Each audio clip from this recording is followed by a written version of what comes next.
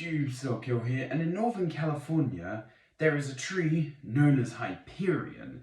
and this tree is special because it's the tallest tree documented out of an believed 3 trillion trees on the entire planet. It stands at a towering 115 meters tall, which is taller than the Elizabeth Tower in London by almost 20 meters. So how can a tree like this become so large, multiple times larger than most trees that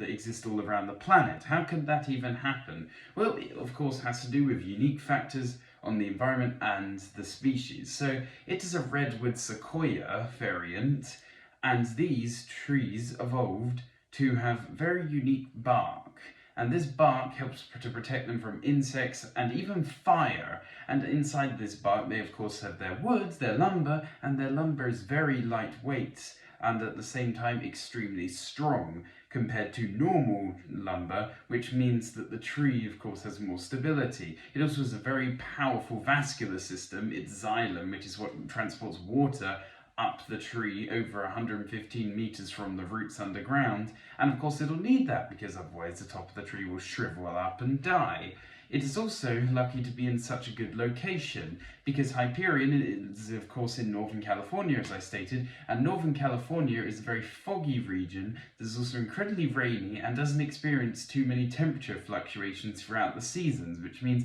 the tree hasn't experienced much of a stressful life. But the most significant reason for why this specific tree grew so tall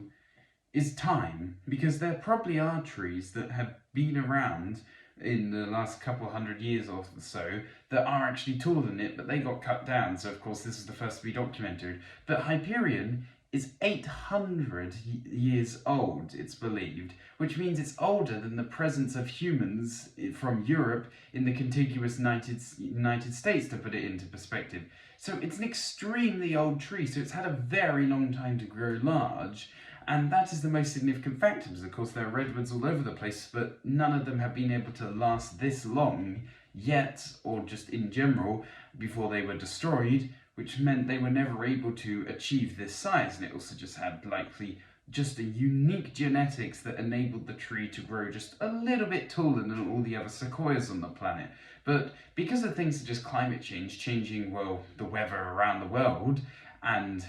other factors that we could potentially not see, that maybe in the future, instead of calling Hyperion the current tallest tree in the world, it would be called the largest former tree in the world, and now it would be a tree stump.